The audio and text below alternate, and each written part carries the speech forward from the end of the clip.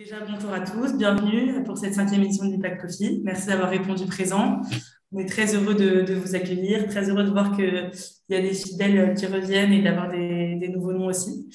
C'est notre cinquième édition de l'Impact Coffee et donc pour cette édition, on accueille deux associations exceptionnelles.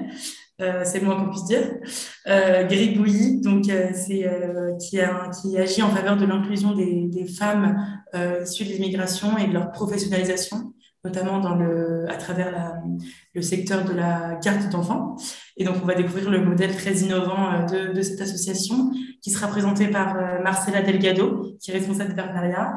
Et ensuite, la cofondatrice Maïmonatou présentera un peu, donc j'imagine que ce sera un focus un peu plus personnel sur l'histoire de la création de l'association, etc.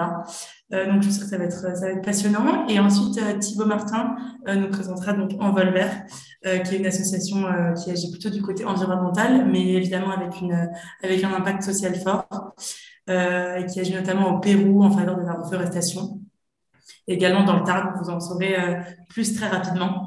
Donc voilà, donc pour les nouveaux, juste deux mots sur l'Impact Coffee. L'Impact Coffee, c'est un rendez-vous mensuel. Donc tous les mois, on organise ce webinaire de 40 minutes qui donne la parole à deux associations partenaires. Ça permet notamment de donner de la visibilité, mais surtout de partager avec tous et avec le plus grand nombre, notamment avec toute notre communauté d'entreprises ou d'associations, l'impact positif que vous avez et les actions essentielles que vous menez en faveur d'un monde plus durable. On va commencer en donnant la parole à Marcela, du coup, pour Gribouillis. Voilà, je te laisse la parole, Marcela. Merci, bonjour à tous et à toutes. Du coup, je suis Marcela, responsable des partenariats de l'association Gribouillis. Je vais présenter rapidement l'association Gribouillis et plus spécifiquement notre programme emploi. Donc, Gribouillis a été créé en 2017, par Aminata et Maïmonatou, qui est ici avec nous. Et en fait, l'association a été créée parce que, Aminata, qui est garde d'enfants, elle voyait qu'il y avait des soucis que toutes les gardes d'enfants retrouvaient, mais que aussi les parents retrouvaient, principalement par rapport à la précarité et l'isolement. Donc, l'association a été créée justement pour créer cet espace de valorisation du métier de garde d'enfants, de professionnalisation des gardes d'enfants et aussi pour accompagner les parents et pour créer des liens professionnels entre les gardes d'enfants et les parents. Et concrètement, comment ça marche? Au début, ce qu'on a créé, c'est une communauté apprenante, c'est-à-dire un espace où les gardes d'enfants pouvaient se retrouver entre elles. Et vraiment, l'idée, c'était d'apprendre entre les pairs les bonnes pratiques du métier et vraiment pouvoir se professionnaliser tout ensemble. Et aussi, ce qu'on s'est rendu compte, c'est que dans ces moments de partage d'expérience, il y avait toujours des problématiques qui revenaient. Et c'est à partir de ces problématiques et ces difficultés que les gardes d'enfants ont retrouvées dans le terrain et dans leur métier qu'on a décidé de créer différents pôles qui répondent à ces différentes problématiques et difficultés. Et du coup, c'est comme ça qu'est né le programme emploi. Donc, le programme emploi est créé pour celles de la communauté qui ont des difficultés à retrouver de l'emploi, soit parce qu'elles sont à mi-temps, elles souhaitent avoir un complément de revenus, soit parce qu'il y a vraiment une fracture digitale en ce moment entre les parents et les gardes d'enfants, par exemple. Et le programme emploi, concrètement, c'est un accompagnement pendant 1 mois des gardes d'enfants et on les accompagne à refaire leur CV, leur lettre de motivation et à comment travailler leur posture professionnelle auprès des parents. Parce qu'en fait, à la fin de ce mois, on organise toujours des job dating. Et en fait, les job dating, c'est des rencontres entre des parents qui cherchent des gardes à domicile et du coup, des gardes à domicile qui viennent de passer 1 mois à être accompagnés pour leur posture professionnelle. Donc voilà, très rapidement, c'est ça le projet. J'ai décidé de le faire très, très rapidement justement pour donner plus de temps possible à Maï.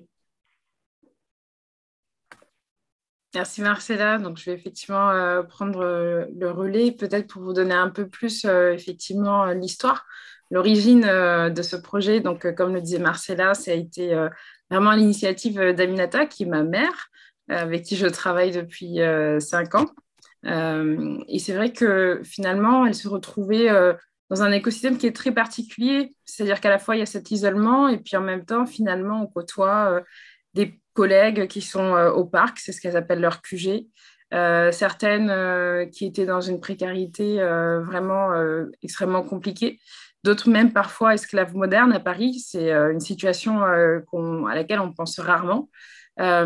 C'était aussi le fait qu'elles se posaient beaucoup de questions sur les besoins des enfants. Elles voyaient des comportements peut-être atypiques, elles n'avaient pas l'habitude d'accompagner. Et donc, elles avaient besoin d'avoir accès à de la formation. Et pour autant, enfin, elles avaient l'impression que rien ne leur était ouvert. Et elles voyaient la même détresse chez les parents, c'est-à-dire des parents, surtout des mamans, qui avaient besoin de travailler, qui ne trouvaient pas de solution, qui essayaient parfois de piquer la nounou des autres. Et donc, vraiment, cette idée que finalement, tout cet univers autour de l'enfant était absolument pas sécurisé. Pour elle, c'était dramatique parce qu'elle voyait les conséquences. C'était des enfants qui avaient parfois 7 nounous avant d'aller en maternelle, donc entre 0 et 3 ans. En termes de sécurité affective, de développement de l'enfant, c'est contre-productif pour des femmes qui sont hyper passionnées et dédiées à ces tout-petits. Et donc, c'est à ce moment-là, en 2016, effectivement, qu'elle s'est dit qu'il fallait absolument faire quelque chose. Donc, c'est vraiment la force de Gribouillis que d'avoir, en fait, quelqu'un qui a porté le projet et qui l'incarne. Et pour ma part, je l'ai rejoint parce que moi, j'étais très loin de ce secteur. Je n'étais pas du tout dans le social initialement. Je suis chimiste. Et j'ai toujours eu ce discours, en fait, voilà, qu'il fallait faire des longues études, que l'ascenseur social fonctionnait, etc. Et c'est vrai, en fait, j'ai eu la chance, effectivement, de pouvoir peut-être accéder, effectivement, à des longues études, contrairement à beaucoup d'autres enfants de nounou. Mais ce qui était un peu bizarre pour moi, c'était de voir, en fait, que ce que je faisais avait plus de mérite que ce qu'elle faisait. Et j'avais envie, en fait, de rétablir cet équilibre. Depuis le Covid, on parle de professionnels essentiels. On dit qu'on va valoriser ces professionnels du care. C'est un peu cette prise de conscience que j'ai eue effectivement en 2016 quand elle a commencé à se mobiliser. Et donc, j'ai mis effectivement de côté, on va dire, ma carrière dans les sciences pour la rejoindre. Il se trouvait qu'en parallèle, j'avais découvert l'association Make Sense. J'ai participé un petit peu, effectivement, aussi au développement de cette structure à titre bénévole. Et donc, ça faisait tellement sens, en fait, tout simplement de se dire qu'il faut mettre de l'énergie auprès de ces personnes qui sont invisibles, qui construisent tous les jours la société, qui mettent du lien dans cette société où les gens sont extrêmement isolés, les familles, les professionnels aussi. Et donc, on s'est lancé dans cette aventure, effectivement, à peu près en 2017.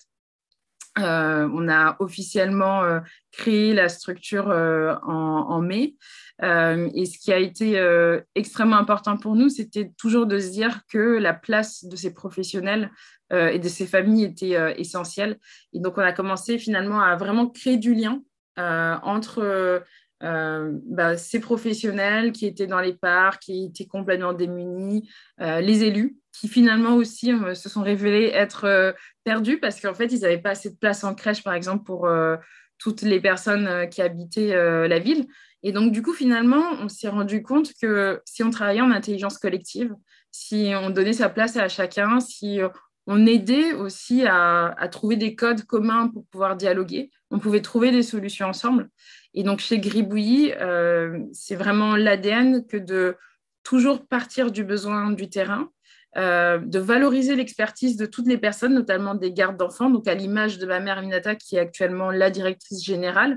Aujourd'hui, il y a plus de 35 autres Aminata qui donnent de leur temps, soit elles travaillent à temps plein auprès des familles, soit à mi-temps, et elles vont donner 4 heures, parfois à mi-temps chez Gribouillis. Et de plus en plus, on fait tout pour pouvoir les salarier.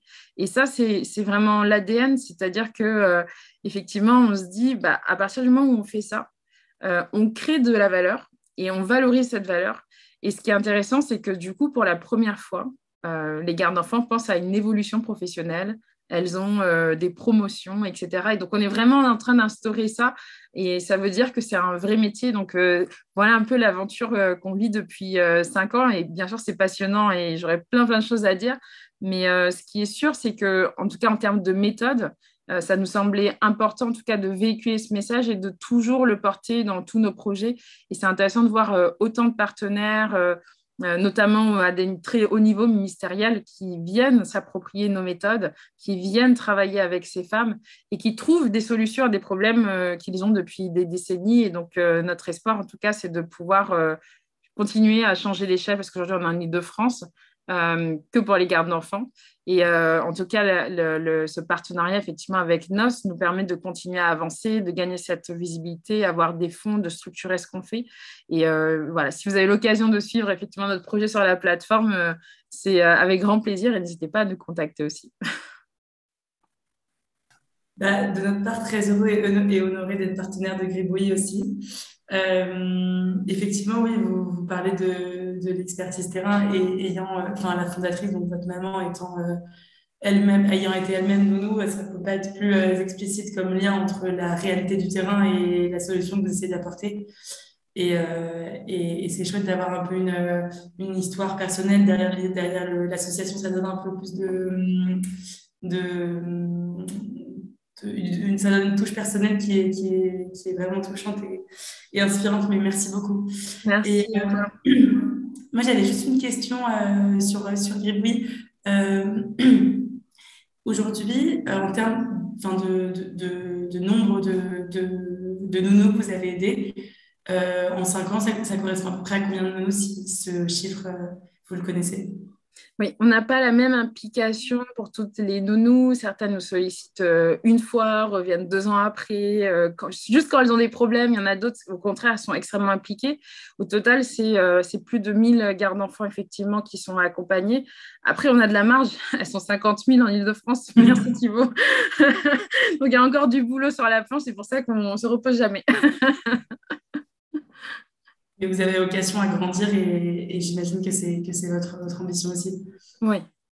Ok. Merci beaucoup, Maïmonatou et Marcella.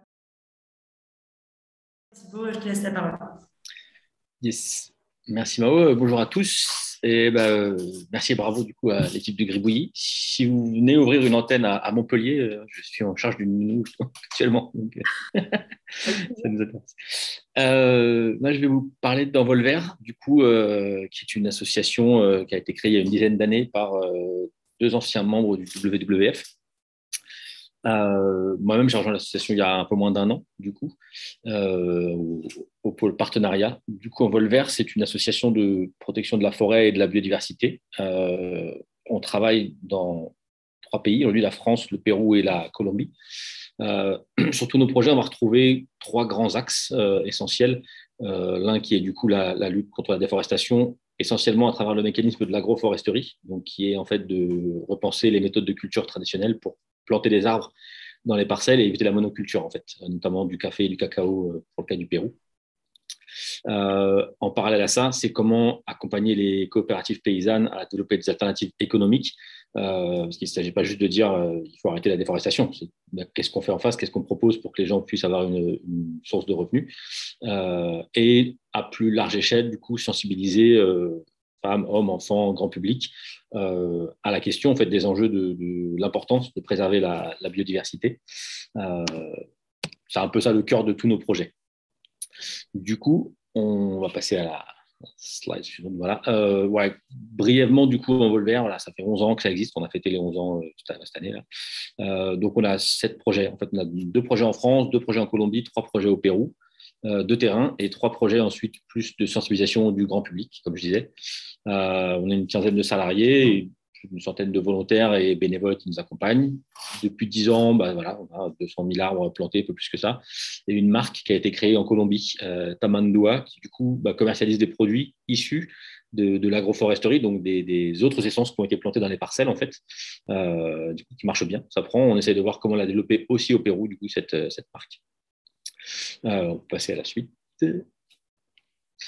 Du coup, spécifiquement au Pérou, donc avec justement nous, je nous accompagne sur le Pérou et sur la France. Donc au Pérou, le programme, on accompagne des coopératives paysannes donc de café et de cacao à justement passer d'une logique de monoculture de café et de cacao à une plus grande diversité en réintroduisant d'autres espèces d'arbres dans les parcelles.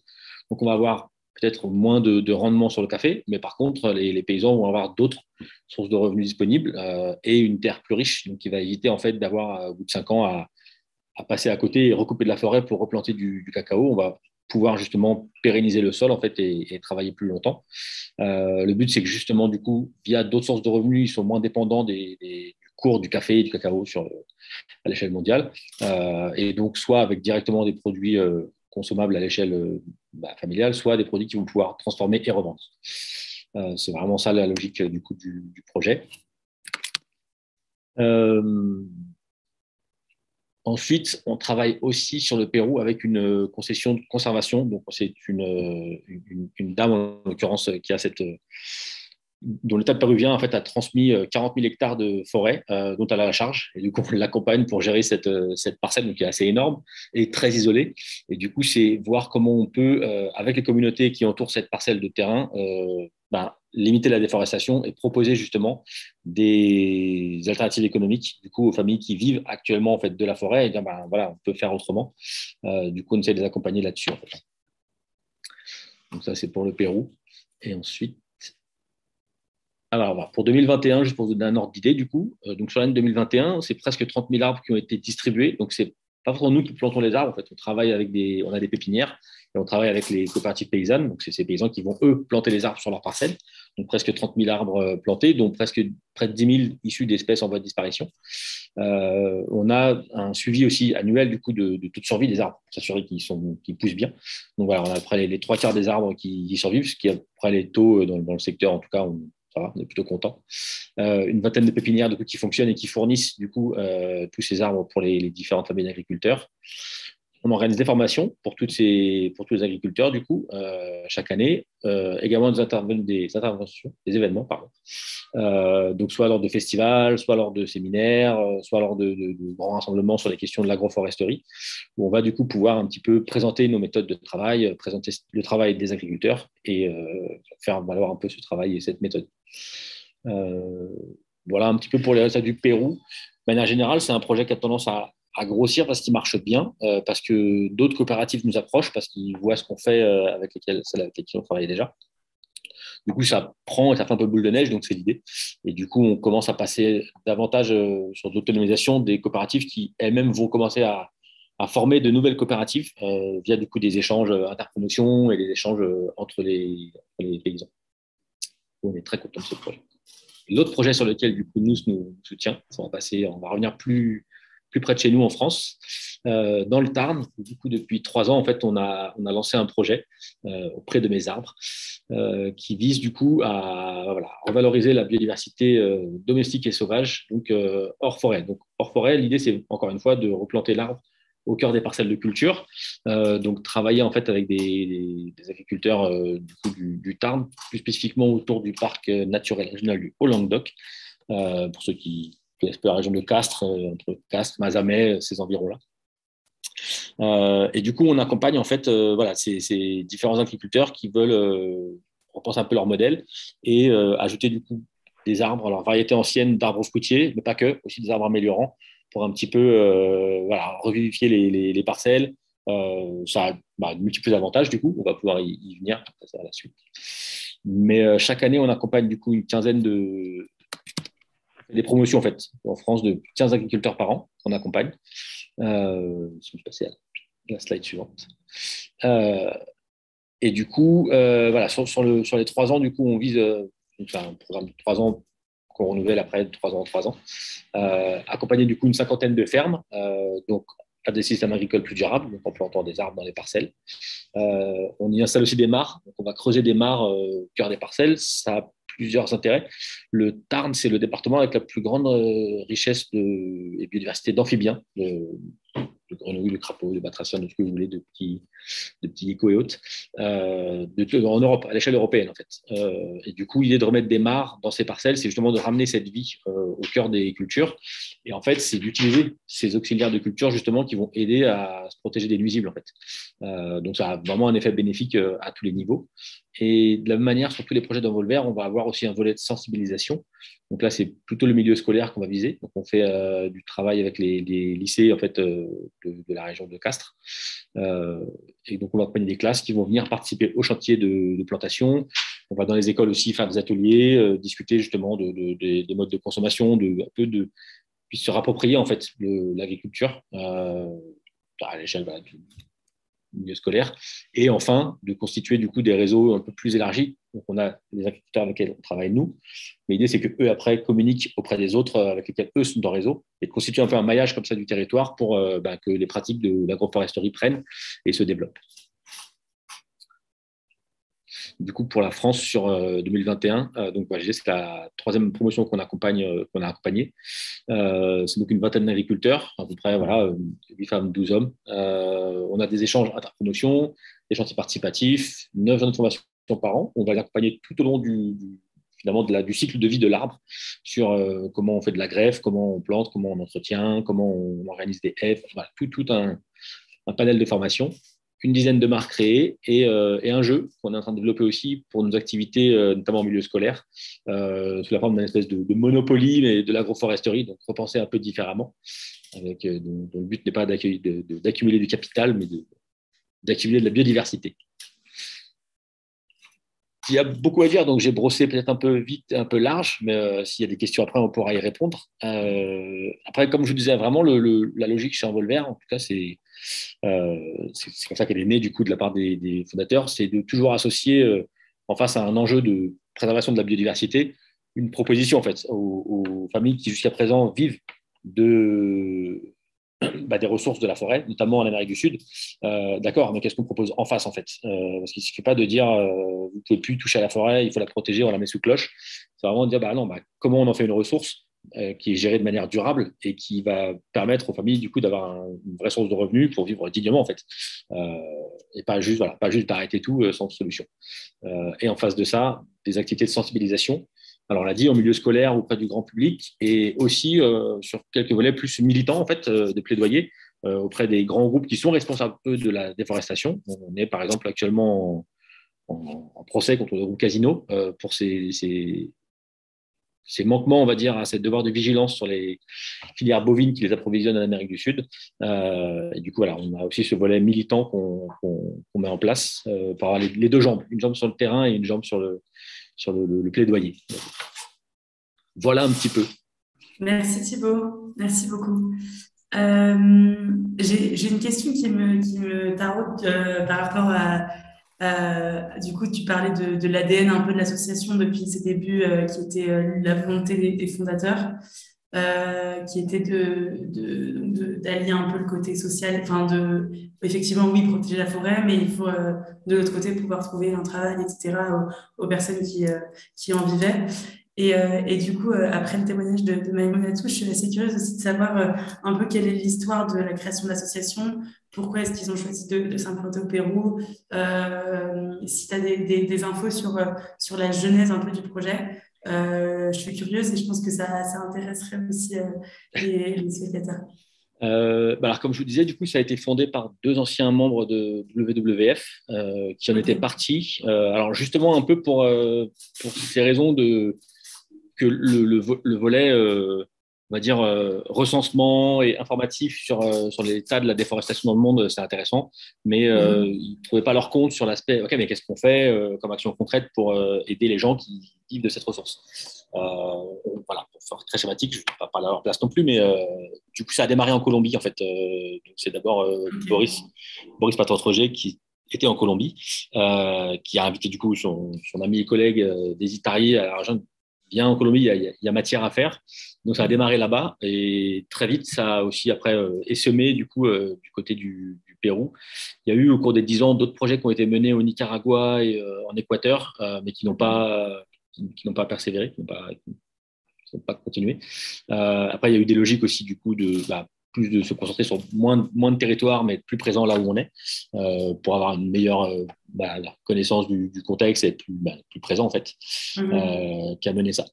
C'est vrai que c'est quelque chose qui m'a parlé. Hein. Moi-même, je suis plus du secteur humanitaire. J'ai travaillé pas mal d'années avec Handicap International dans pas mal de pays en guerre, en fait. Donc, c'était plus, moi, ce volet-là, initialement, qui me portait. Et même si la question de la protection de l'environnement me parle, et c'est pour ça que j'ai rejoint Envolver, mais c'était aussi pour cet aspect prise en compte des questions sociales, en fait, et pas que environnementales, qui, moi, en tout cas, m'a beaucoup m'a inspiré à les rejoindre.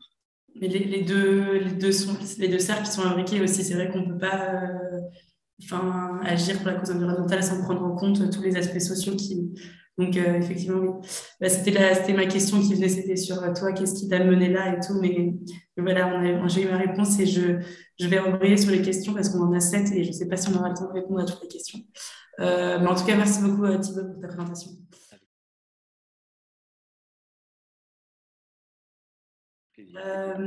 Alors, il y a quelqu'un qui vous demande, du coup, c'est pour Gribouillis. Est-ce qu'il y a des différences culturelles avec les nounous dans le rapport au travail et dans le rapport à la recherche d'emploi? J'y vais, Marcella. Oui, il y a. En fait, il faut savoir qu'on est dans ce qu'on appelle le travail domestique, qui a ses racines dans la domesticité, etc. Et donc, en fait, ces métiers du fait qu'il n'y ait pas d'entreprise, employeur, c'est souvent les particuliers, c'est isolé, etc. Ça crée toute une culture qui est vraiment propre en fait à ce secteur. En plus de ça, effectivement, en Île-de-France, on est avec une très grande majorité de femmes seniors issues de l'immigration qui viennent du coup de tous les pays du Sud, et donc chacune avec son rapport justement à ces métiers qui existent aussi sur leur continent, mais qui ont parfois en plus des parcours migratoires où elles l'ont exercé dans différents endroits. Donc ça complexifie les choses, et donc tout le sujet justement, c'est aussi de rééquilibrer on va dire, la relation pour qu'elle soit vraiment dans une posture professionnelle. Comme le disait Marcella, c'est vraiment tout l'objet de notre accompagnement aussi. Et du coup, qu'elle soit justement dans cette posture de personnes qui aident les familles et non pas qui servent les familles, entre guillemets. Et donc, tout ça, il faut pouvoir casser un petit peu ces coutumes malheureuses, en fait, qui sont encore très présentes malheureusement. À la fois dans la recherche d'emploi, à la fois dans la relation avec l'employeur. Et c'est accompagner aussi les parents, parce que du coup, si les parents ne savent pas dans quoi ils s'embarquent, que dans ce secteur, il y a certaines particularités, forcément, ça va être compliqué aussi pour eux de trouver un peu leur marque, de trouver la bonne personne, de savoir comment communiquer.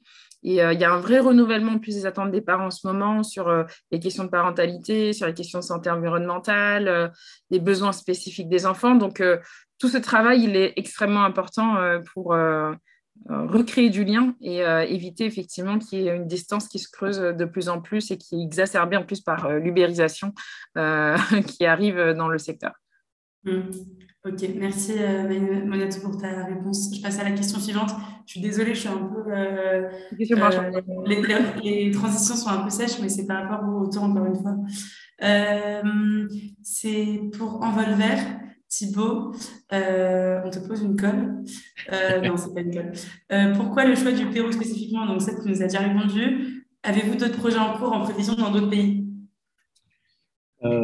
Alors, dans d'autres pays, oui et non. On a, en fait, à travers le projet de plaidoyer contre le groupe Casino, en fait, on a déjà des activités qui ont été menées au Brésil. En fait.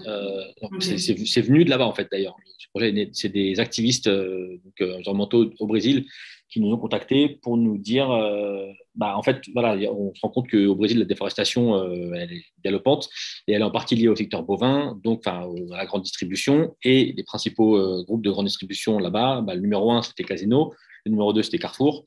Et du coup, en fait, pour régler la question, c'est aussi depuis l'Europe que ça doit se faire, en fait.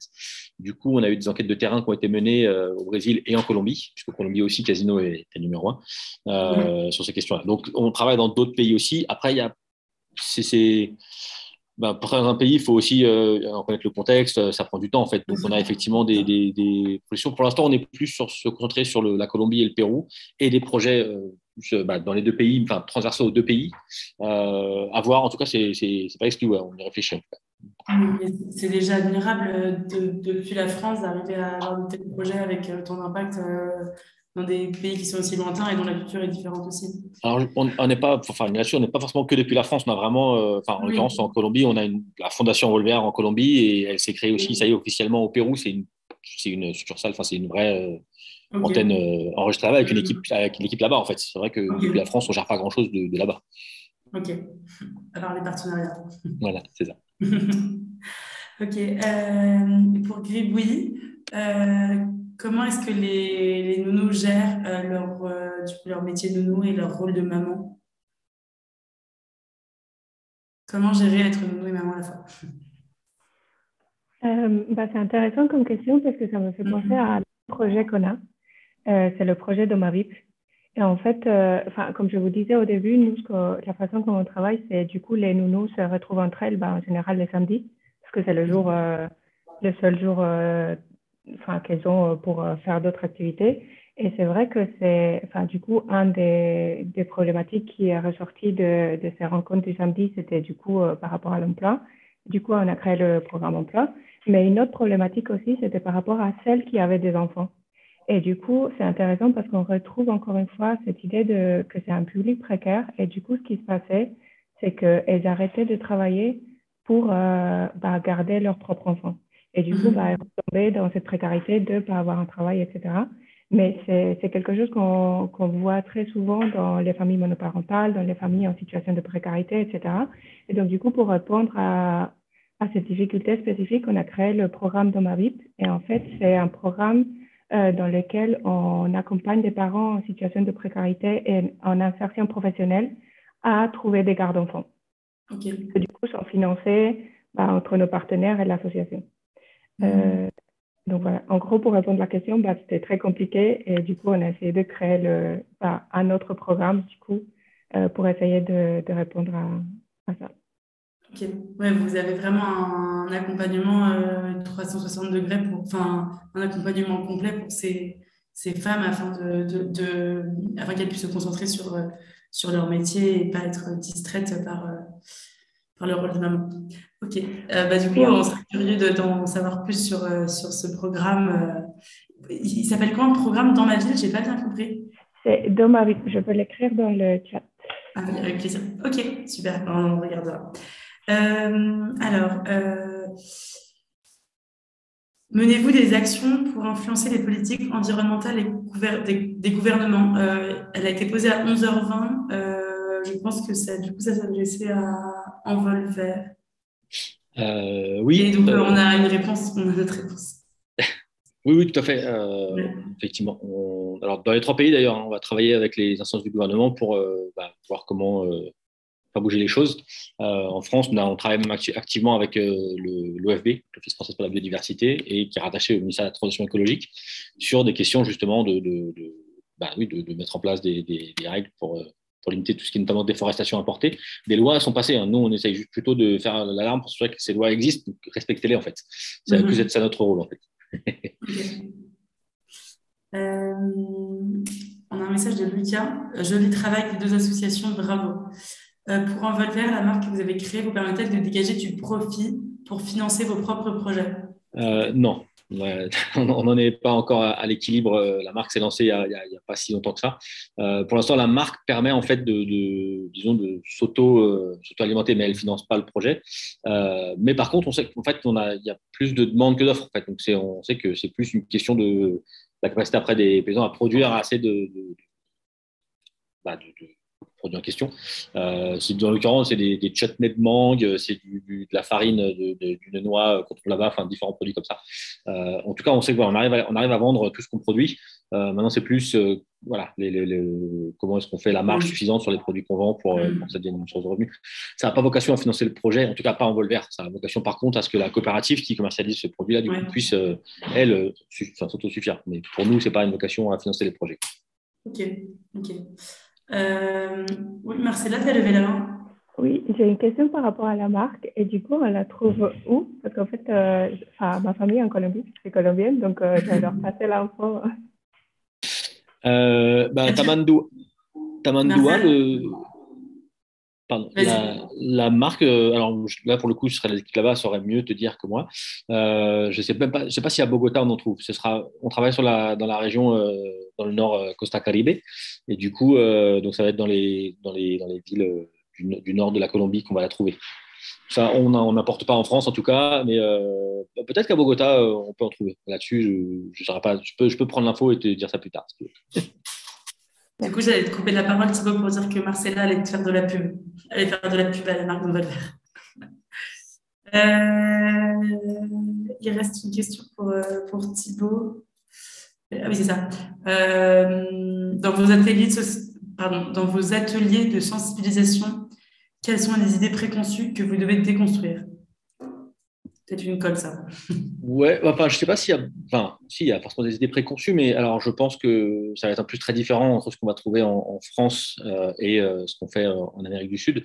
Dans les lycées sur lesquels on travaille en France, il y a, en fait, enfin, les petits sont étonnamment, les jeunes sont pas étonnamment d'ailleurs, mais sont très au fait. Hein.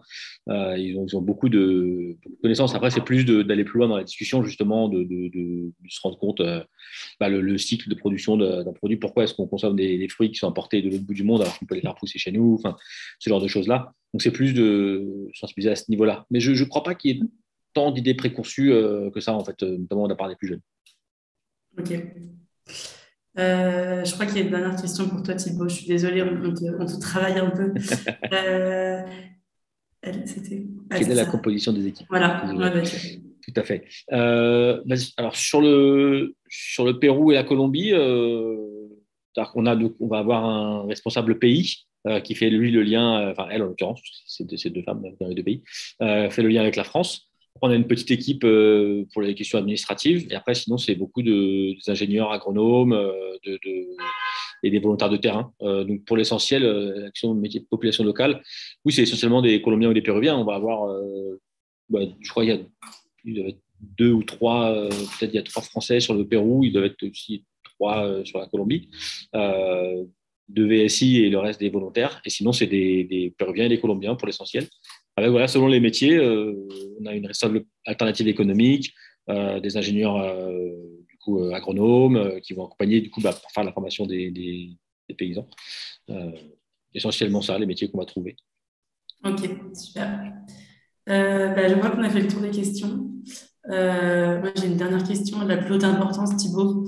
Est-ce que le nom du projet dans le Tarn est inspiré de la chanson de Brassens? Complètement. Complètement. On a Boris Patantroger, le fondateur, c'est un petit blagueur. Il est très fan de tout ce qui est petits jeux de mots comme ça. L'autre projet qu'on mène s'appelle Sève pour une sylviculture équitable, vivante et engagée. Voilà, donc, Ok. Mais il me semble que Brassens, il a un lien avec le Tarn en plus, non? Non, il est de Sète. Après, le Tarn, c'est une belle région, donc il est sûrement passé. Mais... Ok.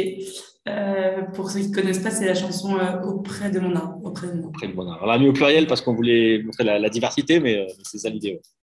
Ouais. Ok. Il ne me reste plus qu'à vous remercier.